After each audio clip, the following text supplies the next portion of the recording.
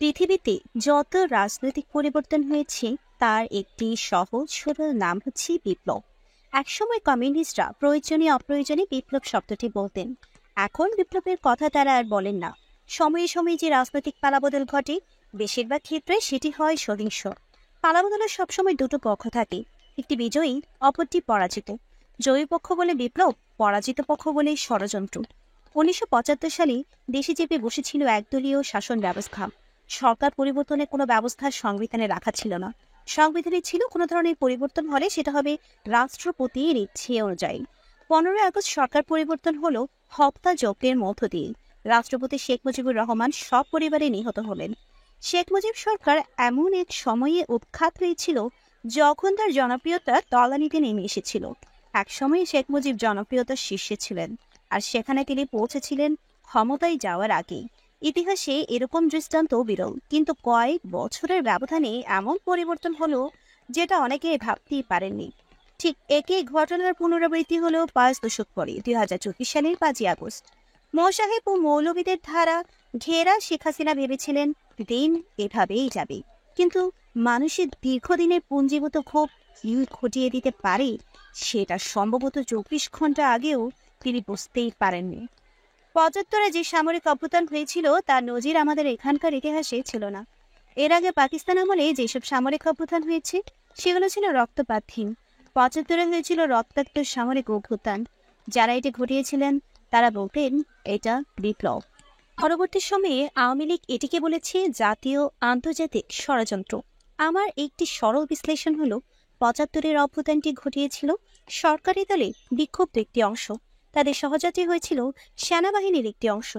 71-এ শেখ মুজিব ছিলেন জনগণের নেতা, 75-এ তিনি ছিলেন শাসক। 71-এ পাকিস্তান সেনাবাহিনী তাকে ধরে নিয়ে গিয়ে মানুষের আন্দোলন ও আকাঙ্ক্ষাকে দমাতে চেয়েছিল, তাতে তারা ব্যর্থ হয়েছিল। 75-এ ছিল শেখ মুজিবের শাসনের বিরুদ্ধে অভ্যুত্থান। সেই অভ্যুত্থানে জনগণের সরাসরি অংশগ্রহণ না থাকলেও সমর্থন ছিল। শাসক দলের বাইরে প্রায় প্রতিটি রাজনৈতিক দল 75-এর অভ্যুত্থানকে সমর্থন দিয়েছিল। এরপর 1990 সালে আমাদের এখানে আরেকটি রাজনৈতিক পালাবদল হলো। সবার মধ্যে একটি আবেগ ও উচ্ছ্বাস তৈরি হলো। আমরা ঊর্ধ্বধারী বা ঊর্ধ্ববিহীন সামরিক শাসনের পর্যায়ে পেরিয়ে একটি গণতান্ত্রিক শাসনের দিকে অভিযাত্রা শুরু করলাম। কিন্তু সেই ভুল ভাঙতে খুব বেশি সময় লাগেনি। ধারাবাহিকভাবে গণতান্ত্রিক শাসনের আবরণে স্বৈরশাসন দেখেছি। 70-এর দশকের শুরু থেকেই বাংলাদেশে যে এক ব্যক্তির শাসন আমরা দেখে আসছিলাম, 1991 সালের তথাকথিত গণতান্ত্রিক উত্তরণের মধ্য দিয়েও তার পরিবর্তন হয়নি। আমরা সেই ব্যক্তির শাসনে দেখেছি পর্যায়ক্রমে খালেদার ব্যক্তিগত ও পারিবারিক শাসনের যৌপকাজটি পুরো দেশ বলি হয়েছে। এরপর 1/11 অনেক কিছু তছনছ করে দিল, কিন্তু 1/11 থেকে রাজনীতিবিদেরা কোনো শিক্ষা নেননি। 1/11 পরবর্তী বাংলাদেশে 2009 থেকে 2024 সালের আগস্ট মাস পর্যন্ত একটানা শাসন ক্ষমতায় ছিল শেখ হাসিনার সরকার। এই সময়ে 3টি প্রহসনে নির্বাচন হয়েছে অথবা একতরফা নির্বাচন হয়েছে। তার দল কয়টি আসন পাবে, বিরোধী দল কয়টি আসন পাবে, সবই ঠিক করে দিতেন শেখ হাসিনা। এমন অবস্থা কোথাও আমরা দেখিনি, শুনিনি। এক ব্যক্তি তার আত্মীয় স্বজন জাতিগোষ্ঠী মোসাহেব ও লাঠিয়াল তাদের দিয়েই শাসন কাজ পরিচালিত হচ্ছে। এর বিরুদ্ধে মানুষ ক্ষুব্ধ হচ্ছিল, কিন্তু তা প্রকাশের ভাষা পাচ্ছিল না। আমাদের দেশে যারা সনাতনী ধারার বিরোধী দল, তারা সেভাবে কিছু করতে পারেনি। তারা অনেক মিছিল সমাবেশ করেছে, আক্রান্ত হয়েছে এবং পিঠ টান দিয়েছে।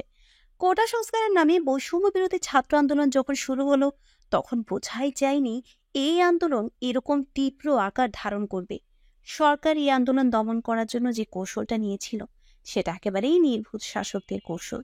শেখ হাসিনার ক্ষমতায় থাকাটা অনেকটা নির্ভর করত পুলিশ বাহিনীর উপর, কিন্তু সেই রক্ষা পুজোটা এক পর্যায়ে ভেঙে পড়ল, কারণ তরুণেরা এগিয়ে এসেছিল, গুলির সামনে বুক পেতে দিচ্ছিল।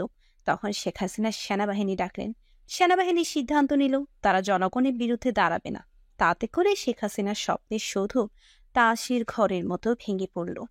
জনগণের যে ক্ষোভ, সেই ক্ষোভের বহিঃপ্রকাশ যেভাবে হলো, সেটি শেখ হাসিনা, আওয়ামী সরকার ও তার মোসাহেবদের ছাপিয়ে ধাবিত হলো শেখ মুজিবের উপরে। শেখ মুজিব এই দেশের মানুষকে ধীরে ধীরে স্বাধীনতার জন্য প্রস্তুত করেছিলেন। ধানমন্ডি 32 নম্বরের তার বাড়িটি, যেটি একটি জাদুঘর হয়েছিল, সেটি ধ্বংসস্তূপে পরিণত করা হলো। গত 15 বছর আমরা দেখেছি 15 আগস্ট এলেই ভোর থেকে ধানমন্ডি 32-এর রাস্তা আটকে দেওয়া হতো। কারণ প্রধানমন্ত্রী আসবেন, বঙ্গবন্ধুর মোরালেই তিনি ফুল দিবেন। তার শ্রদ্ধা নিবেদন শেষে সেখানটা উন্মুক্ত করে দেওয়া হতো। সব সরকারি কর্মচারীকে সেখানে ব্যানার নিয়ে আসতে বাধ্য করা হতো। নেতাকর্মীরা বিভিন্ন এলাকা থেকে লোক ভাড়া করে নিয়ে আসতেন টাকার বিনিময়ে। শোক প্রকাশে জনগণের অংশগ্রহণ ছিল না। এবারের 15ই আগস্টে দেখলাম সে একই ধরনের লোকেরা লাঠি সোঁটা, বাঁশ, চেলাকাঠা নিয়ে রাস্তা দখল করে লোকজনকে মারধর করছে। শেখ হাসিনার প্রতি যে ক্ষোভ, রাগ, অসন্তোষ এবং ক্ষমতা আঁকড়ে ধরে থাকার জন্য তার যে নানা কলা কৌশল, তার খেসারত দিতে হলো মৃত শেখ মুজিবকে। শেখ হাসিনা তো পালিয়ে বাঁচলেন, কিন্তু ধ্বংস করলেন তার পিতা শেখ মুজিবকে। এদেশে প্রতিবাদের ভাষা হলো গাড়ি ভাঙা, প্রতিপক্ষের বাড়িতে আগুন দেওয়া, প্রতিপক্ষকে পেটানো। কিন্তু ধানমন্ডি 32 নম্বরের বাড়িটা পুড়িয়ে দেওয়ার বিষয়টা একই কাতারে ফেলা যাবে কিনা, সেই প্রশ্ন আজ হোক কাল হোক উঠবেই। বাড়িটিতে 71-এ ছিল গণমানুষের মিছিলের স্রোত, 75-এ ঘটেছিল রক্তাক্ত অভ্যুত্থান, পরে বাড়িটি পুড়িয়ে দেওয়া হলো। ফ্যাসিবাদের প্রদীপ এই স্লোগান নিয়ে হামলার পক্ষে দাঁড়িয়ে এক ধরনের স্যাডিস্ট আনন্দ পাবেন অনেকে। এই কথা বলে এই মুহূর্তে অনেকেই মেঠো জনপ্রিয়তা হারাতে চাইবেন না। একই সঙ্গে প্রশ্ন উঠেছে, কন্যা হাসিনার ক্ষমতার খায়েশ পূরণ করতে নির্বিচার যাদের হত্যা করা হলো, তাদের লাশের গন্ধ শুকানোর আগে, 5 দশক আগে তার একনায়ক বাবার হত্যাকাণ্ড নিয়ে শোক প্রকাশ কতটুকু যৌক্তিক? এটা একটা নতুন ডিসকোর্স।